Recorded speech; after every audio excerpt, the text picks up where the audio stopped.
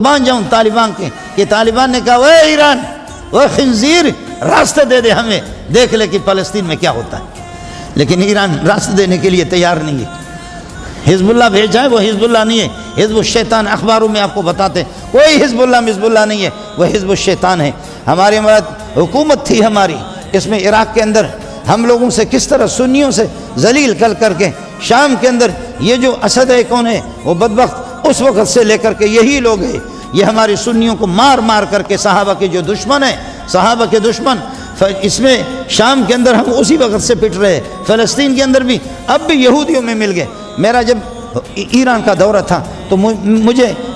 اس وقت بھی میں نے معلوم کیا، ان کے کچھ وزیروں نے بھی بتایا کہ ہمارا پیسہ فلسطین پہ لگتا ہے، اس لیے دعا کرو فلسطینی معصوم بچوں کے لیے اور عورتوں کے لیے اور خواتین کے لیے، مجاہدین کے لیے دعا کر دے، اللہ تعالی ہر طرح سے ان کی مدد فرمائے، خدا ان کو خود حزب اللہ بنا دے۔ یہ تو حزب الشیطان ہے، اگر کچھ لوگ ان کے ساتھ گئے، کوئی حزب اللہ نہیں ہے، یہ حزب الشیطان ہے، یہ حزب الشیطان ہے ان کے ساتھ۔ اس لیے اب ممالک اسلامیہ سے سعودیہ، دیگر جو ممالک پاکستان ہے، جتنے بھی ہمارے ممالک افغانستان ہے، ان سے اپیل ہے کہ آنکھیں دکھا دو، آنکھیں دکھا دو۔ امریکہ کرے گا کیا؟ امریکہ دو جگہ اس کی وتی ہو چکی ہے، 2 مرتبہ، روس کی بھی وتی ہو گئی، وہ وتی تو بعد میں کسی مولوی سے فتح کر لینا، میں وہ لفظ نہیں کہتا اردو والا آپ کو تو خواہ کہتے مسجد میں مولوی صاحب۔ امریکہ وہ حاملہ ہو چکا ہے،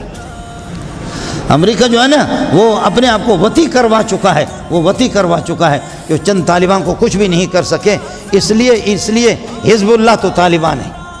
حزب اللہ تو طالبان ہے، اللہ کی جماعت یہ طالبان ہے، اللہ کی جماعت ہماری پاک فوج ہے، پاک فوج میں غیور قسم کے بھی لوگ ہیں۔ ان سے میری گزارش ہے آپ کے سامنے ہاتھ جوڑ